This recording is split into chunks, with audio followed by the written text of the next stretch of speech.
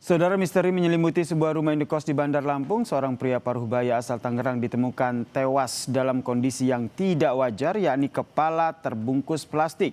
Kita perbincangkan bersama dengan kriminolog Hanifah Hasna. Selamat petang, Mbak Hanifah. Selamat petang, Mas Yasir. Ini kembali ditemukan kasus jenazah dengan kepala terbungkus. Apa yang bisa Anda baca dari kasus ini? Baik, sepertinya ini masih terlalu dini untuk kita menuduh gitu ya, dalam tanda kutip ini pembunuhan atau bunuh diri. Tetapi yang perlu kita pahami, faktanya adalah ini adalah kondisi kematian yang tidak wajar, yang perlu dibuktikan secara objektif. Jadi kita perlu menunggu hasil dari pemeriksaan dari pihak kepolisian. Yang perlu kita pahami lagi adalah di kriminologi yang harus dilihat yang pertama adalah victim, yaitu korban.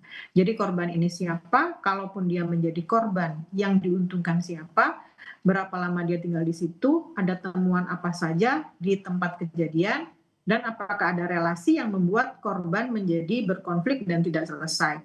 Ini sepertinya masih membutuhkan waktu untuk mengungkap semuanya sampai sejelas-jelasnya.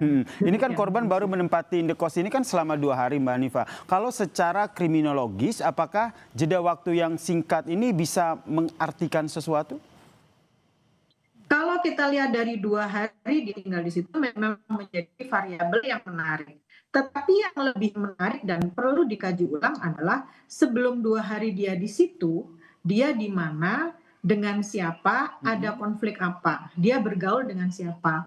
Jadi ini kan kita tidak tahu, belum mengetahui semuanya. Lalu selama 2 hari itu apakah ada kondisi-kondisi relasi baru sehingga dia berkonflik.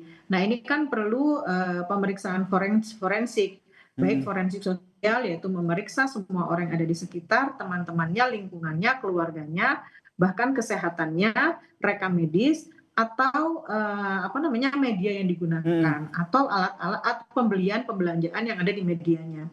Ini yang harus diketahui sehingga bisa dipahami bukan kenapa 2 hari dia meninggal, tapi sebetulnya pola apa yang terjadi sebelum 2 hari itu. Ini yang harus ditelusuri oleh polisi ya, termasuk kalau kita lihat informasinya memang kondisi kamar yang terkunci begitu sehingga harus didobrak. Ya. Kalau kondisi kamar yang terkunci itu kita sebut dengan fenomena lock room.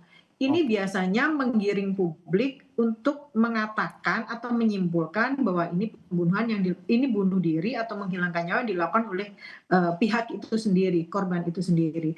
Tapi tetap harus kita lihat apakah ada akses untuk masuk ke ruang itu yang belum diketahui. Atau ada manipulasi kunci yang bisa membuka ruangan itu yang sampai saat ini belum diketahui. Lalu apakah ada jejak-jejak kriminal gitu ya, misalnya ada jejak rambut atau tetesan keringat atau sidik jari, bahkan kembali lagi tetap harus dilihat apakah ada jejak-jejak digital yang mengarah bahwa korban yang saat ini ditemukan memiliki konflik tertentu.